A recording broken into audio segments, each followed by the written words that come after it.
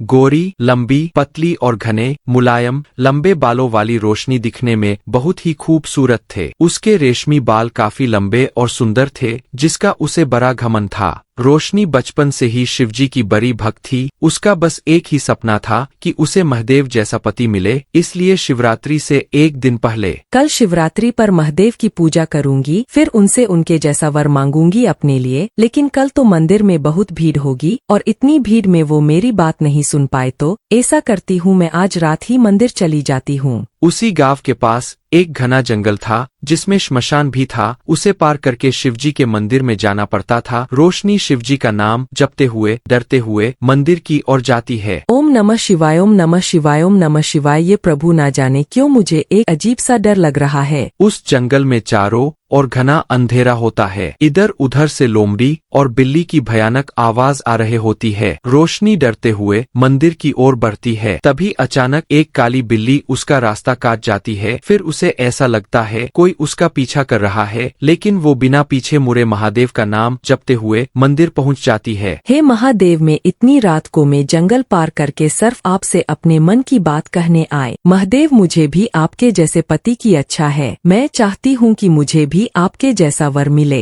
लीजिए, चल आप मेरी ओर से स्वीकार कीजिए। उसके ये सब बातें देवलोक में बैठी माँ पार्वती सुन रही थी। लो, अब इसको भी शिवजी जैसा पति है चाहिए। पता नहीं है ये धरती लोक की सब लड़कियों की नजर मेरे स्वामी पर ही क्यों है। अब इन सब को क्या पता एक शमशान में रहने वाले पति के साथ रहकर आखिर कैसा लगता है। अब जो रहता है वही जानता है। दूर की ढोल तो सबको सुहान ही लगते हैं। उधर रोशनी महादेव को जल चराते हुए लगातार अपने मन की बात कह रही थी। उसे मंदिर के बाहर तक उसका पीछा करते हुए एक भूत वहां पहुंच जाता है और वह उसके सारी बातें सुन लेता है। ओ अच्छा, तो ये बात है। इन लड़कियों की ऐसी फरमाइशों के कारण ही मैं इस दुनिया से चला गया। इस सुंदरी को अच्छा वर चाहिए। मैं अभी इसकी ये इच्छा पूरी किए देता हूँ। वो भूतों किंदर धनी दिखने वाले नौजवान का रूप धारण कर लेता है। फिर जब रोशनी मंदिर से बाहर आती है तो वो लड़का उसके पास जाता है। रोशनी जैसे ही उस लड़के को देखती है तो उसके गले में दो दो सोने की चेन और हाथ में सोने की घड़ी और सुंदर सूरत देखकर वो उसकी और मंत्र मुग्ध हो जाती है। जी कहिए। मेरा नाम सुनील है और मैं दूसरे गांव के मुखिया का बेटा हूँ और फिलहाल शहर में रहता हूँ। इस जंगल से मैं अपने गांव की तरफ जा रहा था, लेकिन रास्ते में तुम पर नजर पड़ी तो तुमको खुद से बात किए बगैर रोक नहीं पाया।